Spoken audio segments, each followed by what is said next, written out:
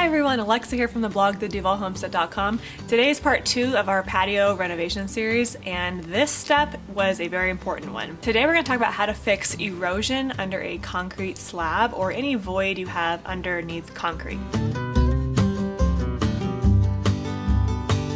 So I'm going to take you through the process of how we found out about this and then how we went about fixing it. In hindsight, it was a pretty easy fix, but we had some big mistakes that happened, so we're going to talk about what happened to us, and hopefully that helps you when you go to do it. But basically, as you see behind me, there is a huge gap between the concrete and the dirt.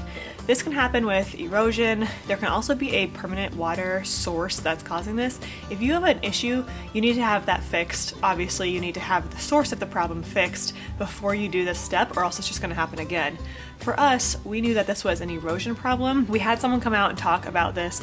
In fact, all of the houses kind of in our area may have this because, for example, a log might be underneath the house when it was built, and then the log degrades over a really long period of time, and then you have this gap, which of course is a problem because the concrete can break and crack if there's a big gap, and that would be really dangerous. So the first thing you want to do is estimate how big your void is. So for us, this gap right here went all the way underneath the entire concrete patio. And starting on trying to figure out what's going on over here. So we pull apart the flower bed. Flower bed's pretty old, and we noticed erosion happening along the patio here, and initially thought that the erosion was only like 3 or 4 feet. Got the tape measure over here, and you can see the tape measure is over here, right? And then what I want you to do is walk with me over here, like a magic trick. Oh wow.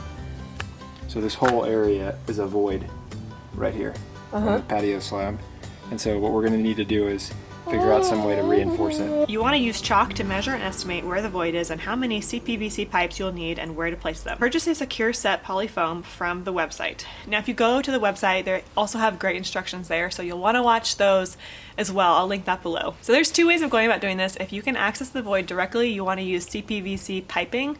If you can't, you can drill holes in your concrete. My husband John did the drilling method because he thought he needed to, and then we ended up not using that. The secure set has a whole tutorial video on this method as well, if that's what you need to do. Okay, so now it's time to get the foam kit set up and ready to go. When you are projecting the foam, it hardens really fast, so you don't have a lot of time. So you want to do a few dry runs to make sure that everything is in the spot you want it to be, and follow our tips that we're about to say, because once it comes out, it's gonna happen very quickly and it will dry. Start with one pipe and slowly pull the pipe back while squeezing the trigger. The foam will expand, so you need to move quickly. Every 7 seconds, we pull the pipe back about 1 foot. So about 1 foot per 7 seconds is the method that we used. So we're gonna go backwards. Like start at the far end over there and then go backwards. Yeah. As he goes. What's he gonna do when it's all the way at the top? He's gonna have to bend it. He'll just bend it. Yeah, like around the corner. Like that. way. Yeah. Once you see the foam coming through, take caution. The pipe is under a lot of pressure, so do not just remove the nozzle from the CPVC pipe or you'll get blasted with foam.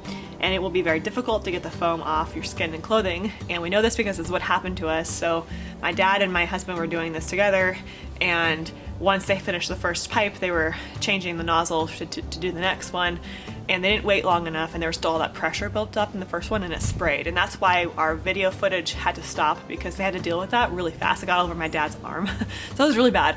So be very careful with that and cover it with a towel or something in preparation for it to spray like that. Once you finish one pipe, wait 15 seconds and place a big towel over the nozzle and CPVC pipe connection and put this somewhere on the grass or wherever you are. From there, disconnect the pipe from the nozzle while the towel is over it, blocking any spray or blast back. This is what I wish we would have done the first time and not had to deal with the spray. Continue this with every pipe connection or areas to spray into the concrete. The foam will harden very quickly. And I'm filming this video several months after this was actually done, but I'll show you the clip right after it was done. You'll see there was a lot of yellow and orange in this gap right here, and now that's covered in dirt. So once the foam is hardened, you'll just want to add dirt or shrubbery or grass or something to kind of cover up the foam because it's bright yellow. Okay, well thank you so much for watching this tutorial on how to repair a void or erosion issue underneath your concrete. This was just one of those things that we did not think we were gonna need to do and then learned how to do, and that's why I wanted to share it with you as part of our patio renovation. Now stay tuned for next week because we're gonna get into the more fun stuff, at least in my opinion, which is the decor of how we decide to create our patio and back deck area. Alright, thanks so much for watching. If you're brand new to my channel, please hit that subscribe button. Every week I post a new video on farm-to-table recipes and homemade natural living. This is kind of a special event that we're doing this patio makeover, and I hope you enjoy it. Thank you so much for stopping by the Duvall Homestead.